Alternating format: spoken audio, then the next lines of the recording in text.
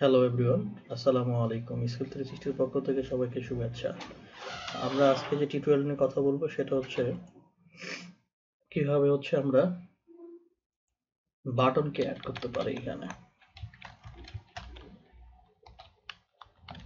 Buttons এবং action জিনিসটা কি সেই জিনিসটা আমরা আজকে আপনাকে দেখাবো।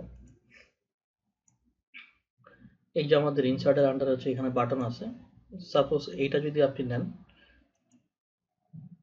এখানে আপনি একটা জিনিস খেয়াল করবেন, এখানে এই যে অ্যাকশনের জায়গায় এখানে কিন্তু অ্যাকশন অফ করা আছে। আমি যদি আরেকটা বাটন নিই আপনাদের বোঝার সুবিধার জন্য, মনে করেন যে ব্যাক বাটনটা আমি নিলাম। দুটার মধ্যে বেসিক্যালি আসলে পার্থক্যটা কি? এখানে যখন আপনি ক্লিক করবেন এখানে কিন্তু কোনো কিছু আসতেছে না, বাট আপনি যখন এখানে ক্লিক করবেন দেখেন এখানে ক্লিক করলে কিছু একটা জিনিস আসছে, যে control plus click here to go back to previous page in this report. That means এইখানে এই যে অ্যাকশন যে আছে আমার এখানে অ্যাকশন, এইখানে বেশ 6টা অ্যাকশন গিয়ে গিয়ে আপনার এখানে দেয়া আছে, যে আমি 6 ধরনের কাজ আমি এখান থেকে এই করতে পারবো এটাকে দিয়ে। আমাদের যারা প্রিভিয়াস ভার্সনগুলো ইউজ করতেছেন, পুরাতন ভার্সন, তাদের ক্ষেত্রে এটা নাও থাকতে পারে। বাট গিয়ে কি এটা খুবই প্রাইভেট, খুবই আপডেটেড একটা ভার্সন, আর যেহেতু ফ্রি না, ফ্রি একটা ভার্সন, পেইড না, সো আপনারা চাইলে এটা যে কোনো সময় আপডেট করে নিতে পারবেন।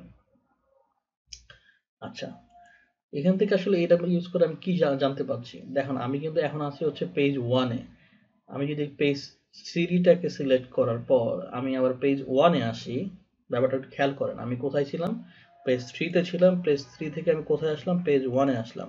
এরপরে এটার উপর ক্লিক করে যদি আমি কন্ট্রোল প্রেস করে কিবোর্ড থেকে এটাতে ক্লিক করি, দেখেন আমি প্রিভিয়াস পেজে চলে যাচ্ছি। আমি কোথায় আছি এখন? পেজ 3-তে আছি। সেম ভাবে আমি এটা আসার পর এই যে পেজ 2-তে আসলাম। 2-তে আসার পর আমি পেজ 1-এ আসলাম।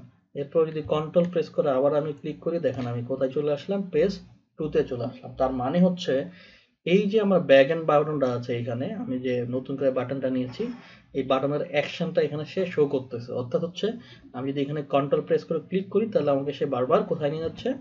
প্রিভিয়াস পেজে নিয়ে যাচ্ছে।